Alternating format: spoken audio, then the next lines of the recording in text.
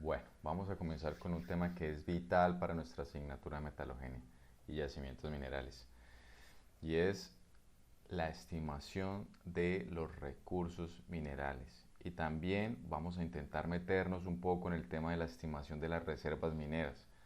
Vamos a hacer un brochazo muy rápido sobre los principales temas y vamos a profundizar un poquito más en esa parte de la evaluación económica de los proyectos. Es importante entender cómo, cómo evaluamos desde el punto de vista económico un proyecto y su potencial. La evaluación de un proyecto desde el punto de vista de los recursos es el ápice, sin lugar a dudas, de esta asignatura. Porque para poder llamar yacimiento o depósito mineral a una ocurrencia, a una anomalía, es necesario realizar un trabajo de exploración muy disciplinado y sistemático. Ya lo vamos a ver. Vamos a ver también que conlleva muchos protocolos y se debe realizar en un excelente orden, muy psicorrígidos.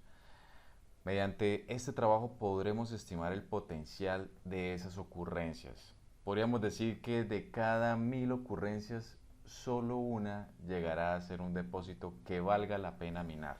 Bueno, vamos a ver cómo se puede estimar los recursos minerales de un proyecto con potencial. Pero primero veamos algunos antecedentes relacionados con el por qué se deben hacer estos proyectos bajo un estándar o metodología ya establecida. Bueno, a finales de los 60, durante la guerra de Vietnam, aparece esta empresa llamada Poseidón. Lógicamente, la cantidad de níquel y cobre que se necesita para establecer el armamento en una guerra es abismal, es gigante. Entonces, esta empresa presenta un reporte de recursos terriblemente inflados. Realmente todo fue inventado. Su acción bursátil sube entonces de centavos a casi $280. Pero cuando se supo la verdad sobre el depósito, la acción cayó a cero. Obviamente los dueños de la empresa y del engaño vendieron sus acciones antes de descubrirse la verdad. Esto generó un impacto grave en la bolsa. Esto ocurrió en el 69 específicamente. Hasta el 89 salió la primera versión del código, de un código estándar para lograr evaluar de manera imparcial la estimación de recursos. Ahí nació esta norma JORC, Joint All Reserves Committee, el cual es básicamente el código estándar para reportar recursos y reservas de aquellas empresas que estén enlistadas en la Bolsa de Valores australiana. Es básicamente las reglas de juego que se deben seguir para poder eh, verificar o que cualquier persona pueda evaluar si un proyecto está diciendo o no la verdad.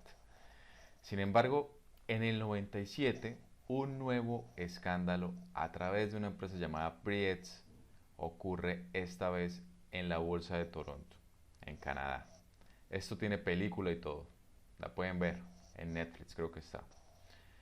Esta empresa estaba explorando en Indonesia y reporta que encuentra 200 millones de onzas de oro. Eso es un montón, es un yacimiento gigantesco. Eh, lo que hacían ellos era básicamente salar los núcleos. Esto es, esto se le llama a la manera cuando incluyen oro que no tiene nada que ver con el yacimiento, lo incluyen ahí de manera tramposa. Entonces esas muestras se mandaban al laboratorio y el laboratorio reportaba oro. Ellos no tienen manera como hacer ese seguimiento. Entonces ese oro lo compraban en extracciones de oro aluvial de las zonas. En el 97, Freeport, que es una empresa que tenía mucha experiencia en este tipo de yacimientos en esta misma zona, quería comprar el proyecto y envió profesionales a revisarlo. Se dieron cuenta que las muestras tenían cantidades insignificantes de oro. Realmente las muestras que ellos tomaron les hicieron laboratorio y no tenían nada de oro. De nuevo, mucha gente fue estafada. La bolsa de valores de Toronto se vio muy perjudicada. Tuvieron que cerrar como durante un tiempo, creo que fue como más de un año. Entonces, el TSX se propuso recuperar la confianza de los inversionistas haciendo lo mismo que hicieron los australianos, implementando regulaciones, pero esto no ocurre sino hasta diciembre del 2005, 8 años después. Y se implementa en firme la NI 43101, que es básicamente el instrumento nacional canadiense o la norma nacional canadiense. La diferencia que muchas personas conocedoras dicen que existe entre el York y la 43101 es básicamente que el código canadiense obliga a revelar más información, pero en general los rasgos son muy similares. Bueno, comencemos entonces entendiendo cuál es uno de los principales objetivos a la hora de utilizar este estándar. Sin lugar a dudas, pues es lograr realizar la estimación de los recursos y de las reservas. Basado en esto definiremos el potencial del yacimiento, si continuamos o no con la fase de construcción y montaje o la fase de producción y explotación.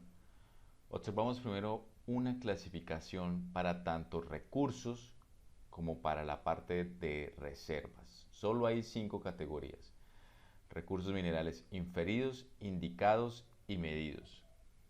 De estos recursos, solamente indicados y medidos serán proyectables hacia la zona de reservas. En la zona de reservas tendremos 2 categorías: probables y probadas. Los recursos minerales de mayor certeza geológica serán los recursos medidos. ¿Listo? Y observamos entonces que para pasar de recursos a reservas se necesitará estas consideraciones que son llamadas factores modificadores, que incluye diferentes factores como el tema minero, el tema de procesamiento, el tema metalúrgico, factores económicos, de mercado, de mercadeo, temas legales, temas medioambientales, de infraestructuras sociales y gubernamentales. Todos estos factores tienen el potencial de disminuir estos valores que se obtienen a través de los recursos, e incluso se puede lograr incluso tener un yacimiento muy interesante con muy buenos recursos, pero que lastimosamente por problemas de orden legal o incluso social, pues no podrán llegar a reservas minerales. Uno de los casos más conocidos es, por ejemplo, el de Santurbán, aquí en el proyecto Sotonorte. En esta diapositiva podremos encontrar pues, toda la información que se va a generar en el proyecto. En la primera fila tenemos la información primaria, que corresponderá a la información que será recolectada en campo. En la segunda línea tenemos la información que será interpretada a partir de los datos que se recolectarán, y en la tercera línea tendremos ya finalmente la parte de estimación de recursos y la elaboración del informe técnico. Entonces comencemos pues con ese levantamiento y recolección de la información geológica que vendría siendo parte de la información primaria. Tendríamos que iniciar con la parte de la cartografía geológica. Hay 2 diferentes escalas que trabajar acá. Una escala 1/25.000 es la mínima escala que se debe trabajar, y en las zonas en donde se va a hacer la estimación de recursos se deberá trabajar a escala 1/5000.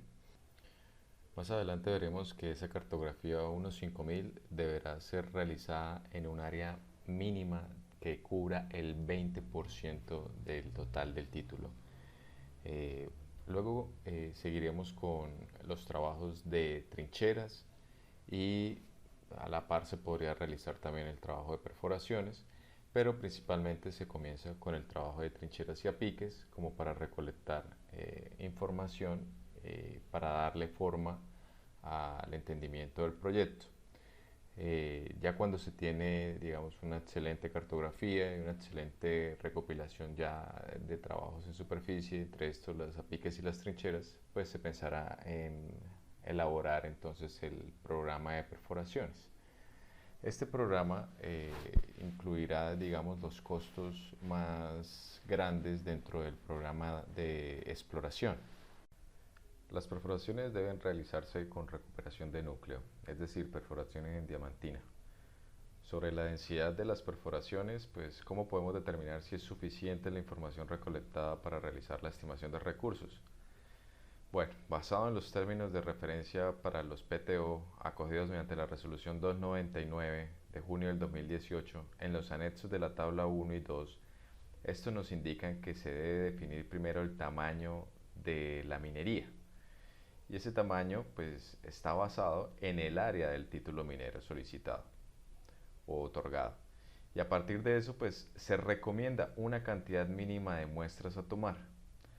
Ojo, no se confíen en esto, ya que veremos que la densidad del muestreo, o mejor dicho, qué tan distanciados deben estar los pozos de perforación, pues solo cobrará sentido mientras un análisis geostadístico pues se pueda desarrollar. Con una cantidad de muestras pequeña, pues esto es muy difícil de realizar. Por experiencia, muchos geólogos pueden definir desde el principio y dependiendo del yacimiento a explorar, pues cuál será la densidad de perforaciones que se debe realizar, ya que no es lo mismo pues un yacimiento estratoligado con una continuidad lateral muy homogénea como los yacimientos evaporíticos de yeso, por ejemplo, o algunos de carbón en algunas zonas, a esos yacimientos que son, por ejemplo, de características hidrotermales de oro y cobre. Pues esto no se lo dicen a los pequeños mineros y a la hora de realizar los documentos técnicos, pues se observa que la cantidad de muestras no fue suficiente. Entonces aquí el papel importante lo juega cada asesor del proyecto y pues este es quien debe estimar la densidad del muestreo y esto pues solamente lo sabrá gracias a su experiencia. En estas diapositivas podemos observar específicamente la plataforma, cómo es la distribución de una plataforma de perforación y a la margen derecha pues podemos observar ya específicamente una máquina de perforación en proceso.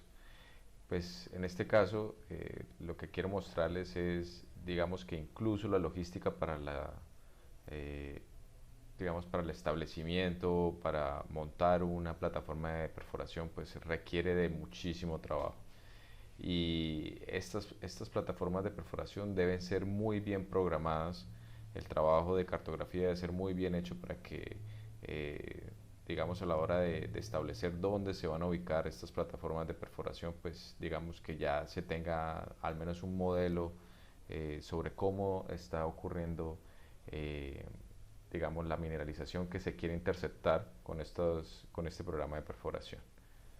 Aquí podemos observar la elaboración de una trinchera a la izquierda. Normalmente las trincheras y más en yacimientos sedimentarios pues debe tener digamos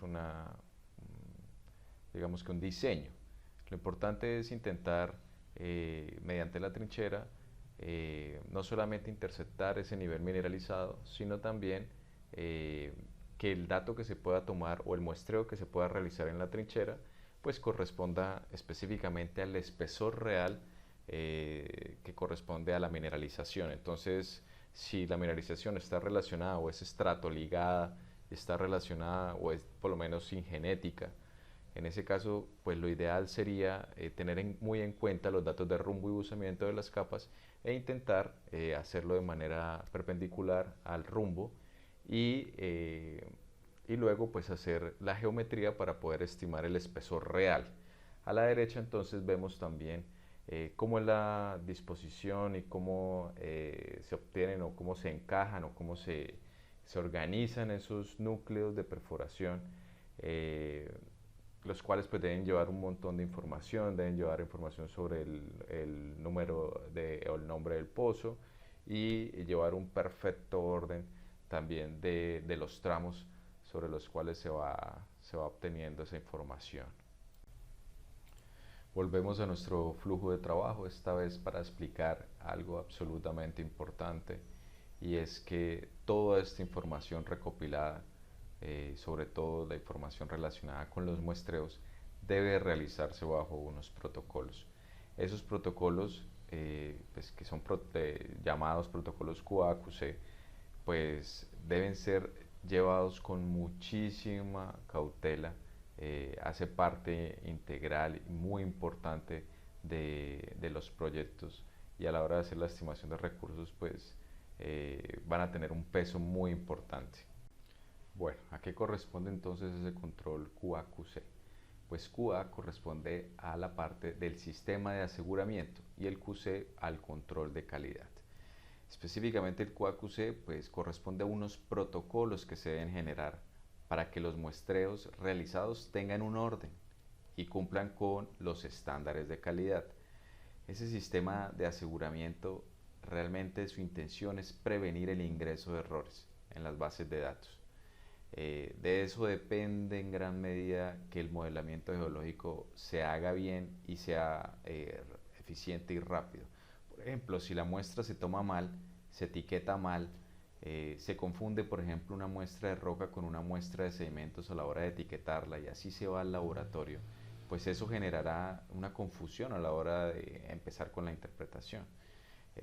Si unas muestras que se deberían tomar en canal se toman en pantalla y viceversa, digamos, esto puede generar digamos una confusión a la hora de interpretar los datos. La idea es que si hay 15 personas haciendo una toma de muestras en un proyecto, pues esas 15 personas cumplan a cabalidad con los protocolos, y que si en el protocolo está estipulado que siempre se debe generar el muestreo mediante muestras de canal, o que siempre se debe generar el muestreo mediante pantalla, entonces se cumpla, ¿sí? Luego el control de calidad vamos a ver que está más relacionado con que las muestras que se envíen al laboratorio pues tengan una trazabilidad en los resultados. ¿Y cómo logramos entonces medir esa trazabilidad? Bueno, vamos a utilizar tres métodos o tres factores: exactitud, precisión y preparación. ¿Cómo se hace esto? Vamos a usar tres diferentes muestras: un estándar, un blanco y un duplicado. Los estándares son muestras que tienen su concentración bien establecida, o sea, es una concentración ya conocida. Si yo estoy trabajando en un yacimiento de vanadio, pues ese estándar debe tener un contenido en vanadio. Si estoy trabajando en un yacimiento de cobre, pues el estándar debe tener un contenido conocido en cobre.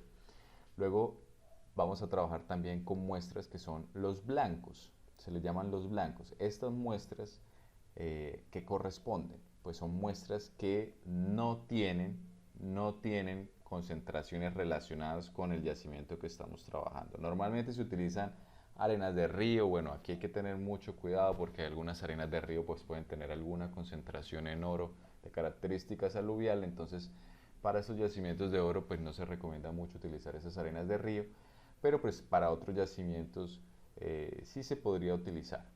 ¿Sí? Aquí habría también como que identificar o hacer primero unos análisis y verificar que esos blancos realmente sean blancos, no tengan absolutamente ninguna concentración en ese metal o en ese commodity que estamos trabajando. Y la otra muestra pues vendría siendo los duplicados. Esta muestra de los duplicados pues la más sencilla, corresponde a tomar el doble de muestra de una de las muestras que ya se sabe que se tienen que tomar. Se toma el doble de cantidad, y lo que se hace es un proceso muy básico de trituración, de molienda, de homogenización, de mezclado, y en ese caso ahí ya separamos y se va la mitad en una bolsa con un número, y luego se va de manera consecutiva la otra mitad con otro número.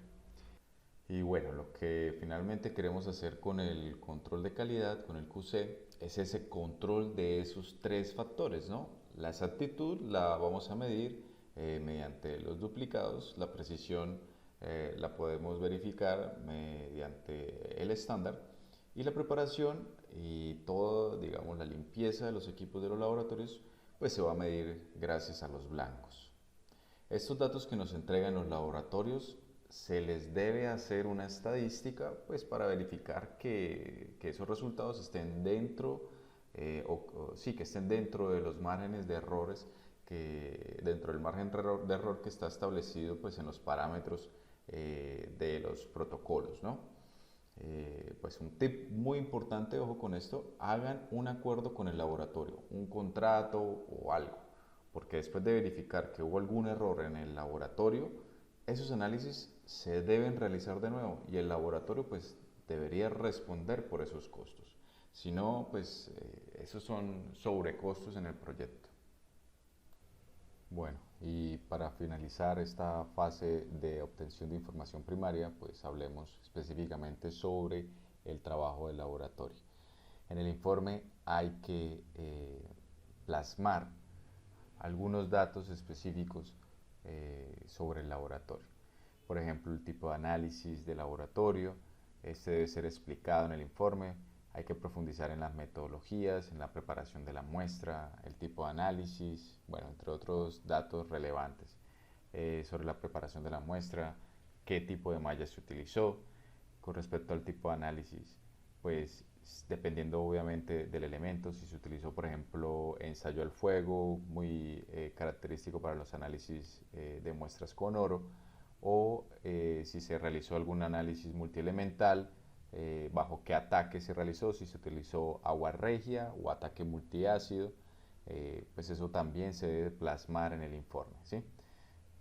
Pero principalmente se debe mirar pues qué elementos son los que se desean investigar. ¿Hay que hacer sobre límites?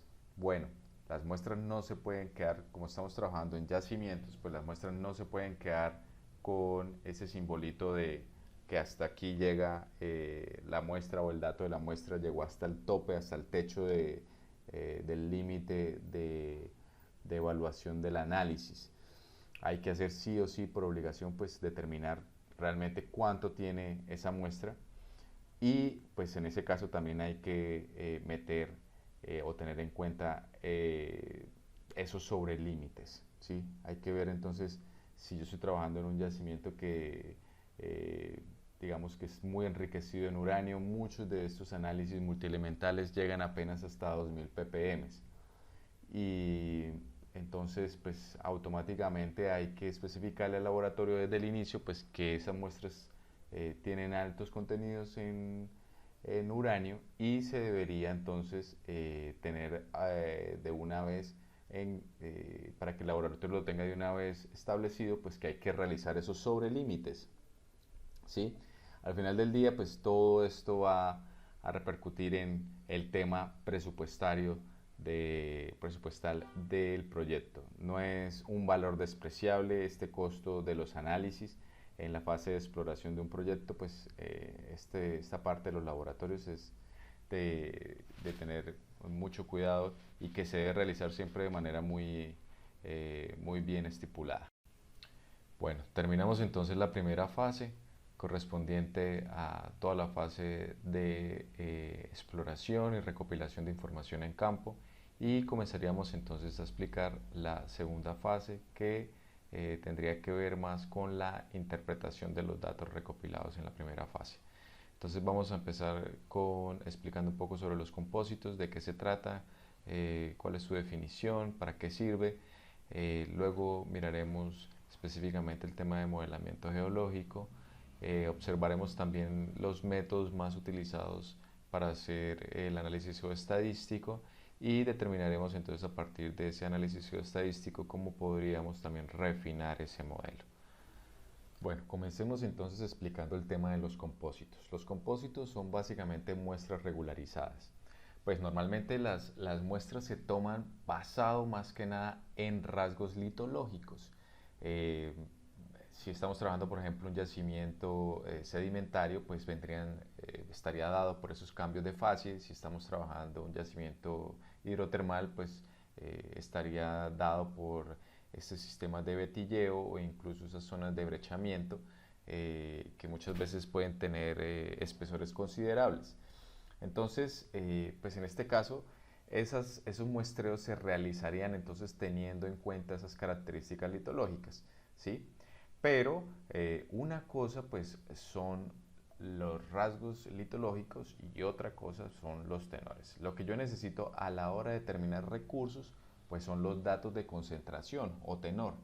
Pero los modelos sí se arman a partir de datos litológicos. Pero bueno, en este caso miremos cómo realizar estos compósitos. Miremos esta tabla en donde podemos observar entonces esas muestras o ese muestreo y tendría entonces su espesor, y a partir pues, de todo lo que ya conocemos de los protocolos, cómo se deben realizar esos muestreos, pues ya enviamos esas muestras al laboratorio y el laboratorio nos devolvió estos resultados. Estos resultados los vamos a hacer, este ejemplo, para un proyecto de oro. Los resultados van a estar en gramos por tonelada, que vendrían siendo lo mismo que ppm. ¿Cómo se decide entonces o se escoge el espesor a compositar? Bueno, se puede realizar básicamente haciendo una estadística y con el histograma podríamos verificar pues, cuáles son los espesores más frecuentes, ¿sí? La otra opción es también tener en cuenta el estilo de minado que se va a realizar. Si ya sabemos que se va a realizar un minado subterráneo, pues podríamos trabajar espesores pues mucho más cortos, por ejemplo entre 1 y 1.5 metros. Entonces esa sería una segunda opción como para darle un sentido al espesor de minado. Normalmente estos espesores de 3, por encima de 3 metros, pues es para minería a cielo abierto. Describamos entonces el ejemplo que tenemos acá. Entonces, bueno, se realizaron los muestreos basados en rasgos litológicos, se definieron también los espesores a los cuales se van a compositar y pues digamos ya tendríamos los espesores digamos del ejemplo y también sus resultados de laboratorio.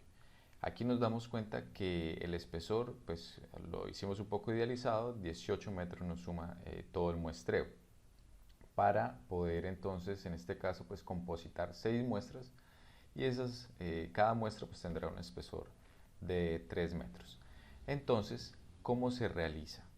Bueno, entonces comenzamos, digamos la primera muestra que tenemos, pues sabemos que tiene un espesor de 1.2, la segunda muestra tiene un espesor de 1, eso sumaría 2.2, ya sabemos que el compósito pues son 3, nos faltaría 0.8, lo cual lo sacaríamos de la muestra número C. Entonces ponemos 0.8 y aquí tendríamos ya nuestro primer compósito. Restaría o quedaría 1.2. Ese 1.2 entraría en la siguiente muestra. En la siguiente muestra entonces entraría ese 1.2, la siguiente muestra que sería la D con 0.8, ahí tendríamos 2. La siguiente muestra sería la E que tiene 1 metro y ahí tendríamos y completaríamos el segundo compósito de 3 metros. Ahí vemos que no queda nada. Luego seguiríamos con la muestra número F, pasaríamos a la muestra número G y seguiríamos con la muestra, no, ahí tendríamos una sumatoria de 2, nos faltaría 1 metro, la cual se lo descontaríamos a la muestra número H. De la muestra entonces número H nos sobraría 1.5. Bueno, y así sucesivamente.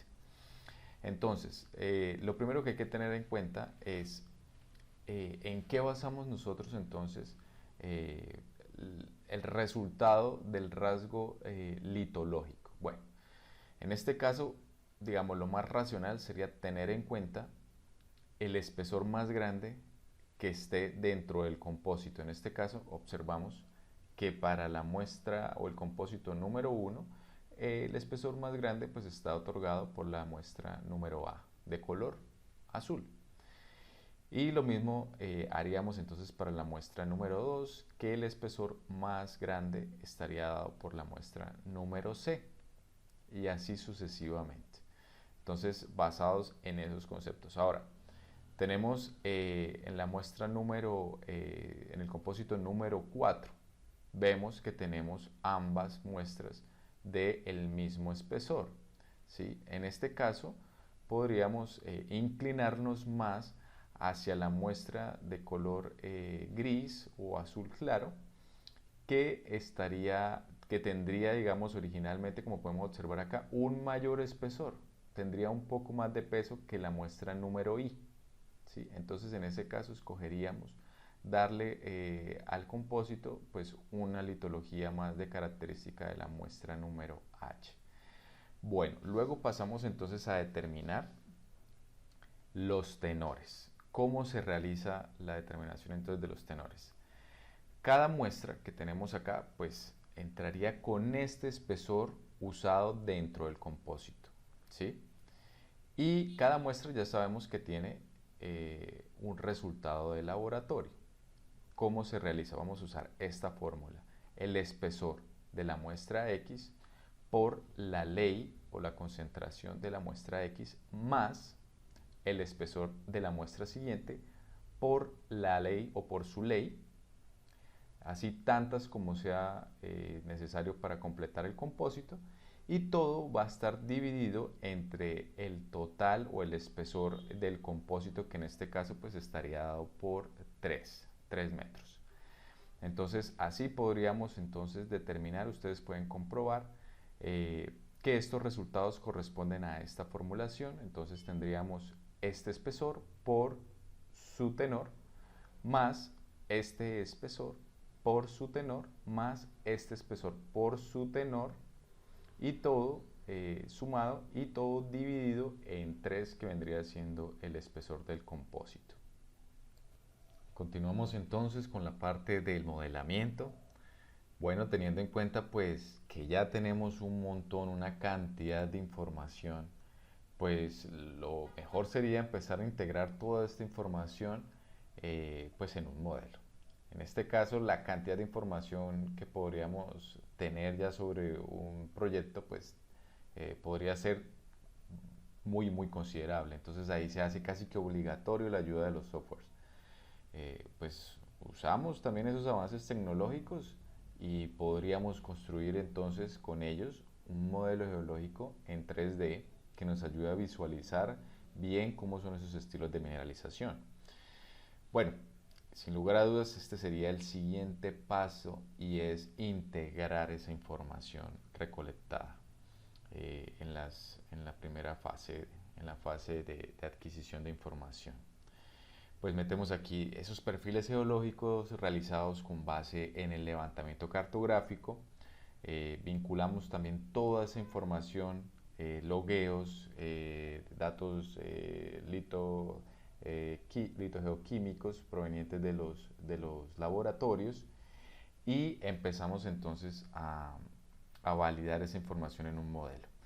Por lo menos en este caso tenemos un modelo elaborado para Chile de un pórfido cuprífero. Digamos, podemos observar aquí que tenemos un programa de perforación pues muy denso, y ese programa pues si tiene correctamente toda esa información de logueo, pues nos va a facilitar mucho esa elaboración del modelo geológico. En este caso, a la derecha tenemos un proyecto que tiene una mineralización de uranio sobre un sedimentario.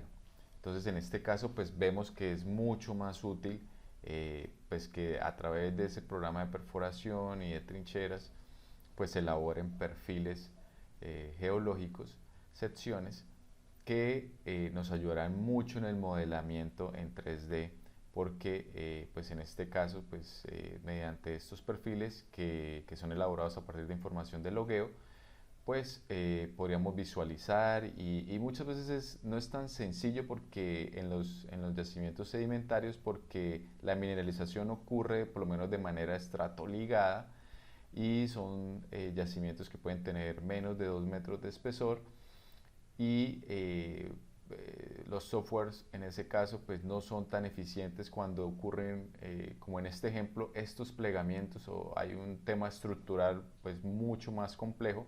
Que el software lo haga automático no es tan fácil. Entonces es muy bueno tener estas secciones elaboradas a partir de los programas de perforación, para vincular esta información en el modelamiento, como podemos observar acá, ¿sí? Luego la idea es empalmar con mucho detalle pues que esa mineralización o estos perfiles pues coincidan con esos pozos de perforación en donde interceptaron también la mineralización. Una vez completado el modelamiento geológico, comenzamos a pensar en el modelamiento de tenores. Bueno, cada geólogo puede llegar a una interpretación geológica diferente. Esto lo vemos incluso en una simple cartografía. Cada geólogo que entra a hacer su cartografía pues entregará un mapa un poco diferente al otro geólogo.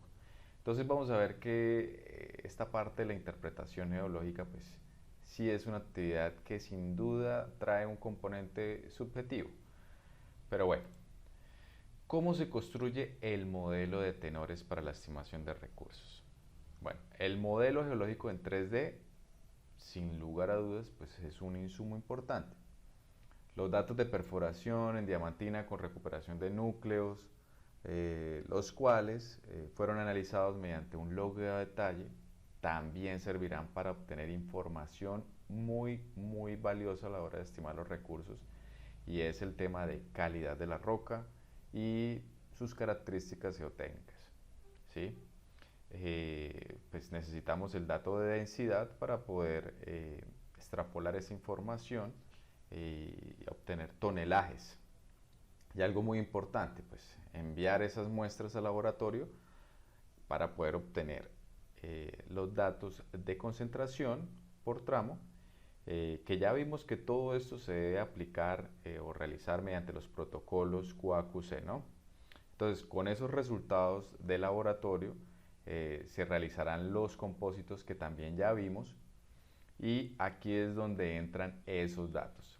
El reto entonces acá es ver cómo extrapolamos esos datos que obtenemos de esos pequeños pinchazos, que es lo que realmente son esos programas de perforación, son pequeños pinchazos. Eh, pues podríamos decir que realmente solamente son representativos de unos centímetros, y esos datos deben extrapolar muchas veces decenas de metros. Si tomamos en cuenta la masa de un excelente programa de perforación, este aún así sería solamente el 0.0001% del total de la masa del yacimiento. Bueno, en este ejemplo tenemos, digamos, perforaciones, y en estos colores amarillos pues tendríamos las zonas mineralizadas, como podemos observar acá, ¿vale? Estos son los pozos, pues es un ejemplo muy idealizado. Un geólogo normal pues podría interpretar la información así, ¿sí? Pero pues ¿tiene esto sustento? ¿Cómo interpolamos la información realmente? Y que tenga un sustento científico. Ese es el gran reto, ¿sí? Porque muchas veces teniendo, sobreestimando valores, sobreestimando recursos, pues lo que hacemos es dañar el proyecto, porque nuestro flujo de caja dirá una cosa, pero a la hora de realizar el proyecto, la producción, el minado, pues no se encontrarán esos estimados. Entonces terminamos haciéndole un daño al proyecto, y muchas veces podríamos pues quedar, nuestro nombre puede quedar mal debido a esos errores en la estimación. Entonces muchas veces es mejor intentar eh, disminuir un poco esas expectativas y tener una interpretación más bien cauta. Acuérdense que nuestro nombre va a estar ahí en el reporte. Nuestro nombre es el que sustenta esa estimación de recursos, y sin lugar a dudas debemos alejarnos de hacer un trabajo que quede en tela de juicio y probablemente perdamos credibilidad. Entonces, sin lugar a dudas, lo mejor es que esa estimación no nos haga quedar mal. Entonces, mediante el modelamiento de los atributos geológicos, alteraciones, zonas de oxidación, litologías, bueno, la mezcla de todos estos factores, todos los factores posibles, entre más detalles mejor, pues nos van a ayudar a entender cómo ocurre la mineralización, cómo ocurre el enriquecimiento en nuestro yacimiento, y lo más importante, nos ayudará a generar dominios. Estos dominios también son llamados unidades de estimación. Entonces, los dominios son esas zonas donde la ley se comporta muy similar. Por ejemplo, una zona de enriquecimiento o una zona fresca que no ha sufrido, digamos, ningún tipo de alteración, donde sus sulfuros todavía no han sufrido ningún tipo de oxidación, pues se podrá ver en el modelamiento que esas zonas comparten rasgos muy homogéneos con respecto a la ley. Vamos a ver que en esas zonas de enriquecimientos, porque hay algunos rasgos geológicos muy particulares, como por lo menos una laterización, por ejemplo. Entonces, digamos que la condición en este caso es lograr cumplir un concepto que se llama estacionalidad, ¿sí? Y esto lo que significa básicamente es que podamos delimitar zonas que tengan un comportamiento muy similar con respecto a la ley. Esa zona de estacionalidad es súper importante, entonces, para entrar ya con más detalle en la metodología de la geoestadística, ¿sí? Entonces, esta delimitación de dominios ayuda mucho en todo ese proceso matemático. Lo vamos a ver más adelante. Entonces, dependiendo de la cantidad también de datos involucrados en el modelamiento y pues toda su distribución espacial, cómo se encuentran, si están distribuidos homogéneamente en el espacio, pues será necesario realizar esa metodología llamada análisis exploratorio de los datos, AED, que es básicamente una serie de metodologías necesarias para poder trabajar mejor la información, ¿sí? Tal vez realizar algún declustering o realizar algún tipo de transformación. Esto es bien importante. Bueno, entonces, ¿cómo podemos usar una herramienta que nos ayude a interpolar de manera concisa y de manera creíble, justificable desde el punto de vista matemático, esos datos que hay entre muestreos? Entonces, tenemos varios métodos. El primer método es la medida aritmética. Desde mi punto de vista, actualmente en Colombia es el más usado. Lastimosamente, pues vamos a ver que su validez pues no es muy alta. También tenemos poligonal, que también sería un método pues que se usa, tiene más validez, ¿sí? Si se puede justificar bien desde el punto de vista geológico, pues podría ser válido, ¿sí? El tercero y el cuarto, inverso de la distancia y Kriging, son los más usados actualmente a nivel internacional. Y vamos a ver, estos dos modelos pues van a necesitar de la aplicación de algún software, pero vamos a ver por qué son tan útiles y por qué tienen tanta validez. Comencemos entonces con la medida aritmética. Bueno, aquí se estiman los bloques sin tener en cuenta las distancias. Pues digamos que cada dato lo vamos a ubicar por facilidad, como para poder entender el modelo, pues en el centro, muy idealizado, claro. Y lo que vamos a ver es que, digamos, existe una cantidad de datos, ¿sí? Aquí podemos observar dos cosas: que una zona tiene una densidad de muestreo más detallado y la otra zonita, que vendría dada por esta zonita acá, pues no tendría tanta densidad. Sin embargo, pues en este modelo se tienen todos los pesos por igual. Digamos que no se va a tener en cuenta tanto esas distancias.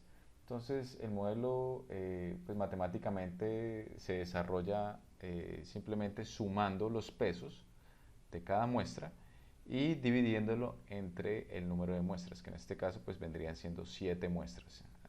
Realizamos las matemáticas y nos da 1.57. El total del bloque pues tendría ese peso.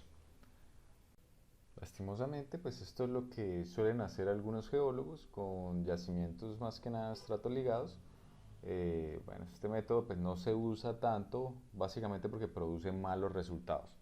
Cuando hay agrupaciones dispersas de datos, pues quedan bloques sin información, como podemos observar aquí, ¿no? Estas zonitas son muy amplias y van a quedar pues sin un dato confiable. Este método sí es muy simple y pues la facilidad es que todos los datos entran en una sola ecuación y todas van a tener, en general, digamos, el resultado va a ser que pues todo el bloque pues, va a tener un mismo peso. Eso sin lugar a dudas genera muchísimo error. Veamos ahora el método de poligonales. Bueno, digamos que dependiendo de la información e incluso aquí ya podemos utilizar un software, pues la distancia entre puntos muestreados la idea es que corresponda a la mitad. O sea, como podemos observar aquí, digamos, este punto es básicamente el mismo ejemplo anterior, pero en este caso ya podemos observar que empieza a incluir más datos de, por ejemplo, la geometría. Entonces, la idea es que se tiene este punto, y justo por la mitad pues se trazaría, digamos, el límite. Lo mismo entre este punto y este punto, se traza entonces el límite, exactamente igual para este par de puntos, y así sucesivamente con el resto de puntos. Entonces, en este caso, pues ya utilizando este método, pues ya tenemos una geometría que ya significa que podríamos utilizar entonces subdivisiones, en este caso por bloques. Entonces, este punto que estaría localizado y que correspondería a este polígono, pues le daría el peso a todo el polígono. Luego, finalmente, entonces se determina geométricamente pues el área, y también se podría utilizar para 3D, con un espesor, con el espesor de cada punto, de cada muestreo, y entonces podríamos estar hablando ya de bloques, y entonces la estimación de los recursos pues ya vendría por la sumatoria pues de cada bloque, de todos los bloques.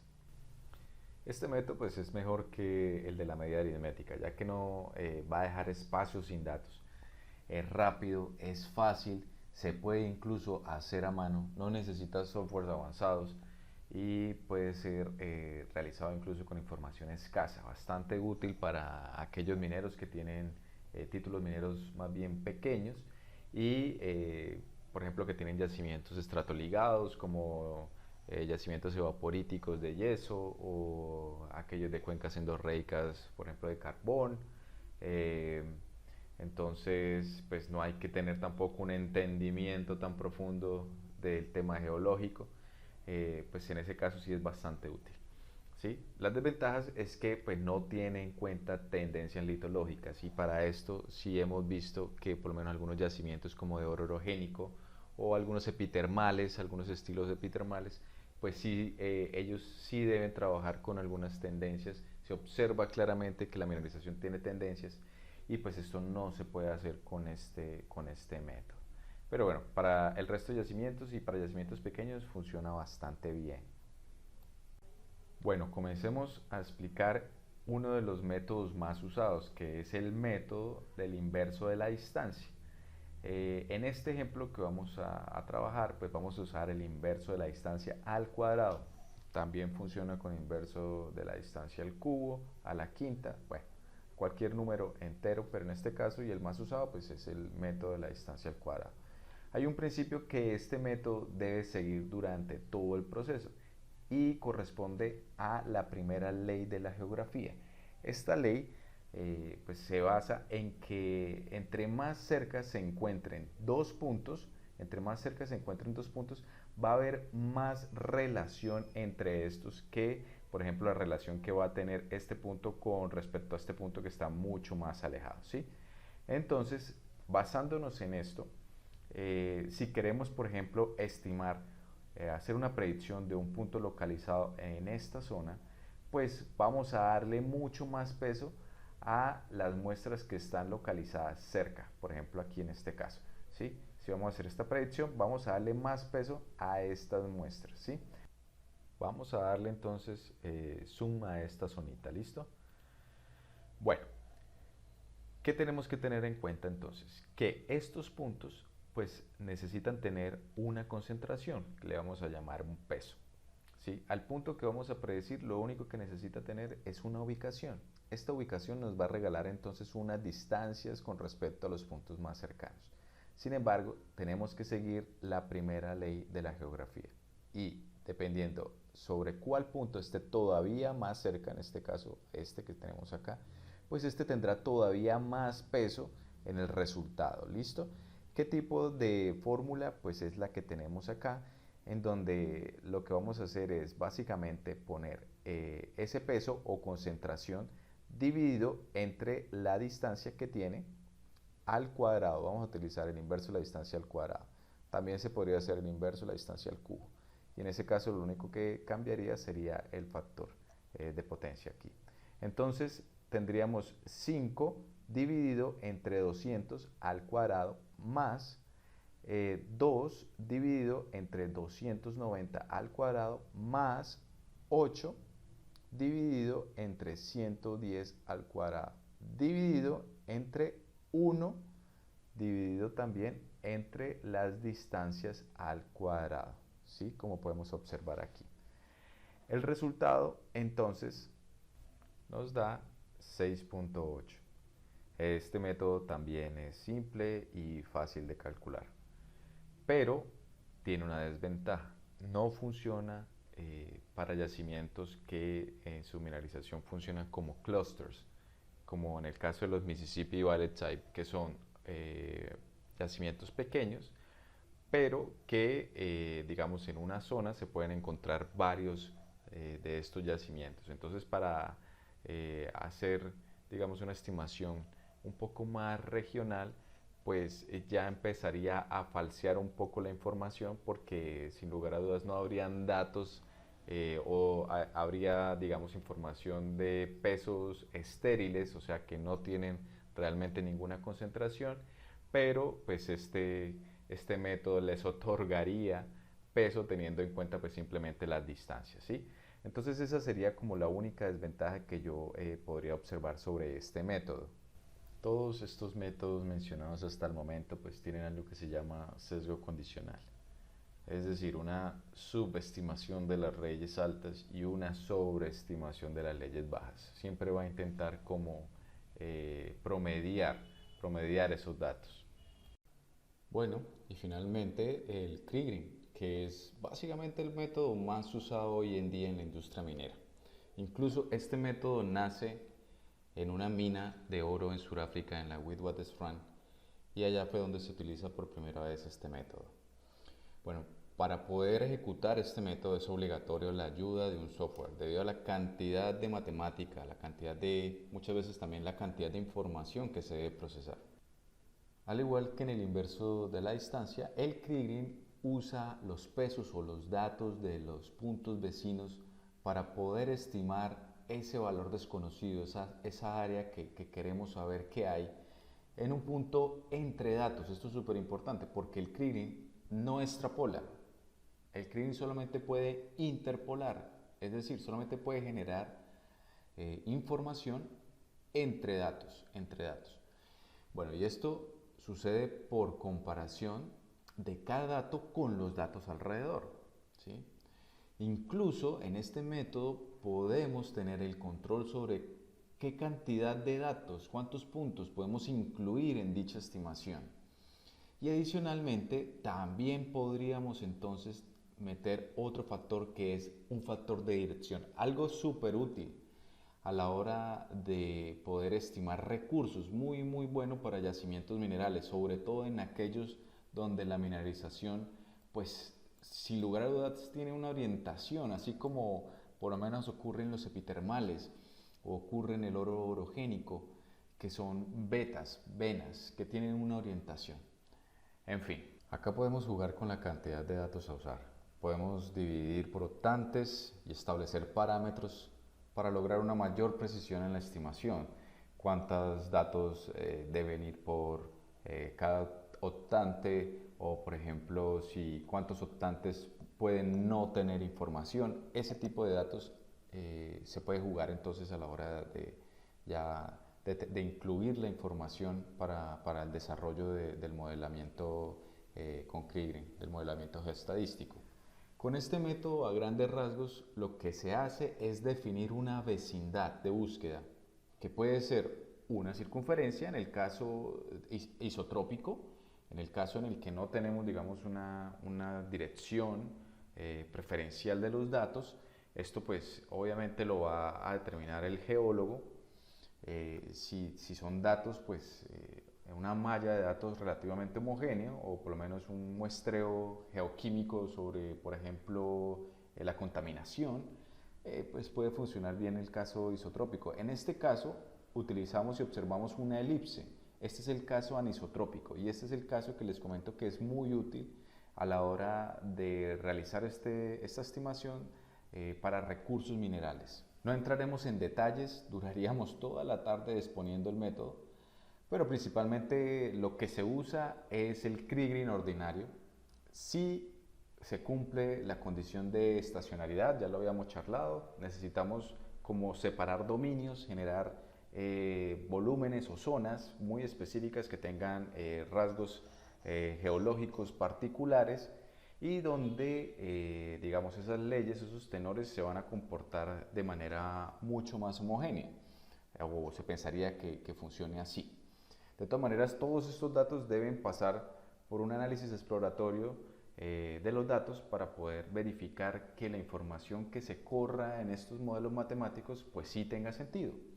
Y finalmente lo que observamos entonces es que se va a generar entonces con este método un semivariograma con el cual podremos entender gráficamente esa correlación entre pares de datos, ¿sí? ¿Con respecto a qué? Con respecto a la distancia. Eso es importante. Miremos entonces con mayor detalle esa gráfica del semivariograma. ¿Qué tenemos gráficamente? Entonces podemos observar pues que existe esa correlación entre pares de datos y eso está dado, pues esos valores están dados en el eje vertical y en el eje horizontal, en el eje X, pues tenemos la distancia entre esas correlaciones. Entonces, ¿cómo podemos entender esto? Observemos, por ejemplo, la variación entre datos a menor distancia. La variación entre ellos es menor. A medida que aumenta la distancia, la variación entre datos es mayor. O sea, la manera como ellos se correlacionan, hasta que llega un punto en el que ya no se van a correlacionar más. Y ese punto corresponde entonces a esta meseta OSIL. El software pues hará entonces una relación por pares de datos en una dirección o en todas las direcciones. Nosotros establecemos los parámetros. Así es como podemos entonces estimar esas zonas o esos datos entre nuestros puntos de muestreo, entre nuestros puntos conocidos. Además de interpolar datos, ¿qué otra información podemos sacar de esta gráfica? Podemos entonces observar, digamos, una delimitación de diferentes parámetros muy útiles a la hora de categorizar recursos, por ejemplo. Entonces, nos encontramos, por ejemplo, con el alcance o rango. Este está dispuesto sobre el eje X y corresponde, digamos, a esa medida, ya lo habíamos establecido, en donde ya no existe más, digamos, correlación entre datos. Hasta ahí llegó o es observable una correlación entre datos. Entonces, una distancia mayor, a una mayor distancia de esta que podemos observar aquí, ya los datos no van a tener relación entre sí. Eso es lo que nos está diciendo esta gráfica.